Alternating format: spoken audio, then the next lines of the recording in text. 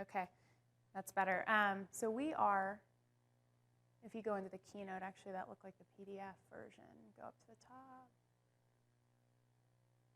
That's not the first slide. That's, okay, you're seeing my presentation backwards to get a little preview here. So I'm Heidi Perry. I'm the VP of Product and Teacher Engagement at SubText. And we are a team of 7. We are out in California, only an hour flight from here, which was amazing for me today. And we have seed funding from Google Ventures and from ON. And we're here to talk about digital reading and the shift that's taking place in our schools. So everyone at the conference is here to figure out how do we drive more innovation in education. It's a topic that's been in every keynote. Who's going to drive it? How is this going to happen? You know, we love Tony Wagner, and although he, in the book Creating Innovators, may take things to an extreme, there's this whole concept of how do we get kids innovation ready, not just college ready. And you know, a lot of thought about how that's going to happen. He believes, as do we, that collaboration, communication, and critical thinking are key to changing the way kids learn, specifically in reading. And so, but what's going on today? I mean, it isn't all, you know, poppies and roses and sunshine out in the schools, as you guys know, you're educators yourselves. We have a literacy crisis that continues. Over half of all of our middle school and high schoolers are reading below grade level, and this actually hasn't changed in 10 years. Confounding the problem is the Common Core. So now not only are English language arts teachers going to have to learn how to teach a text and teach critical thinking around a text, but science teachers, social studies teachers, history teachers, maybe even math teachers are going to have to do this. And what we see is that the industry hasn't really shifted to get around the opportunity behind digital reading. So one example that we see all the time is as our schools move from paper to digital, you still see 25 kids highlighting in paper books and turning the book in for the teachers to grade. The teachers have no idea what was going on in the thoughts of those students as they were reading. It's a black box right now on paper. On digital, that all changes, and we believe that the key here is driving student engagement and teacher engagement to change the way that digital takes advantage of the opportunity.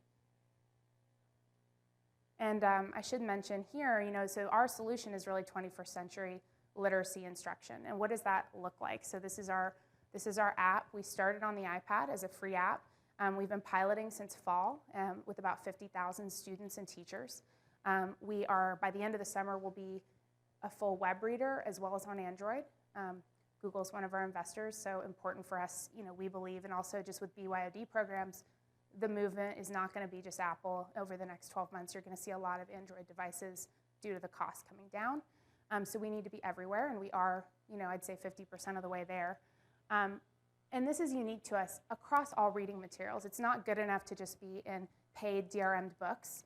We're seeing there's quite a difference in how public districts are reading versus private schools. In public districts, 90% of the reading is happening in free material. So articles, PDFs, EPUBs, the create your own curriculum phenomenon and the sort of, you know, let's put together open educational resources we're seeing very strongly is happening. And, you know, we have enough of a sample size to see that we believe this is more than a trend, it's happening. In private schools, they're reading more paid books, as you would imagine. And because we're in any kind of text across the entire curriculum, the Common Core is sitting right there in the text. And so because of the emphasis of the Common Core and things like close reading, critical analysis, we believe you have to be in the pages to capture those interactions and to assess what's going on. And so because we're in the book, and this ties to our business model, which I'll speak to in a second, the data that comes from that stream allows teachers to adjust earlier their instruction and also to assess what's going on, you know, at the parent level, the teacher level, and the district level. So I just want to show 2 examples of kind of how this starts to look in kind of a higher elementary example or a middle school example, as well as in a high school example. So Dina Glenn, phenomenal teacher down in Southern California. In higher elementary, you know, these teachers are teaching everything. It's science, it's social studies, it's language arts. She's using it mostly just to embed light instruction in the pages. So what's the main idea? Getting the kids to stop while they're reading. You notice the book, the e-reader is open in the background, and she's having them discuss what's the main idea of what you're reading. We see quizzes being embedded. We see lots of YouTube videos and instructional and sort of informational text being linked right over the pages. So that's kind of at the most basic level. And you'll notice up here we have tags. And so our entire reading experience is taggable, which is most of the time in middle school, that's what the teachers really want the kids to get out of reading, is they want to be able to organize their thoughts in a structured way as they read, reflect back on what they've read, and then go into the writing process. And we actually make that really easy by pulling Google Docs down right over the book, so they can go from reading to writing in 2 taps. Now, what does that look like in 12th grade? So this is where those innovation-ready students start to really, really flex their muscles. This is a student-initiated conversation, and we're hearing loud and clear from teachers that, because reading is no longer a black box, they no longer have to stop around the room and check in on how everyone's doing. Pushing more to a flipped model and more of a student-initiated conversation is actually beneficial for everyone, both for the teacher, because it saves them time, and for the students, because they can engage in new ways with the text. So here, this is a 12th grade class in Massachusetts. I love that it's Grumpy Cat as her profile picture, but this is a student starting the conversation. Could there be a double meaning? Could there be something deeper going on in this text? And then her peers actually disagreeing with her, which is a great moment. I mean, we heard yesterday from, there was a guy from Motion Math that presented yesterday, and I love that he, distilled the idea of what's going on in Phoenix into 2 camps. You've got your maker camp, and you've got your, kind of analytics, adaptive learning camp. And every company here kind of fits into one of those 2. This is the maker moment in the reading process. And we also believe that there's a huge benefit to teachers to see how that's happening in the pages.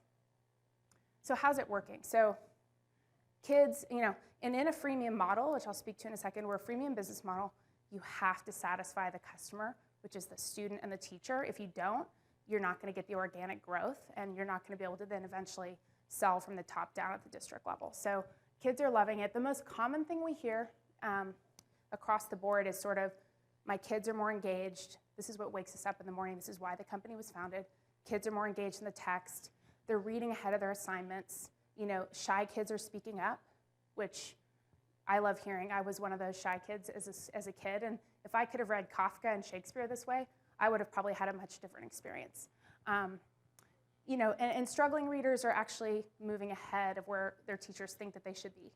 We have a couple PhDs from Berkeley and Johns Hopkins that have started to talk about how can we do an efficacy study around this, but anecdotally, it's happening. So how's it working for the business and for teachers, which is really where we focus our energy. 50,000 pilots, users since the fall.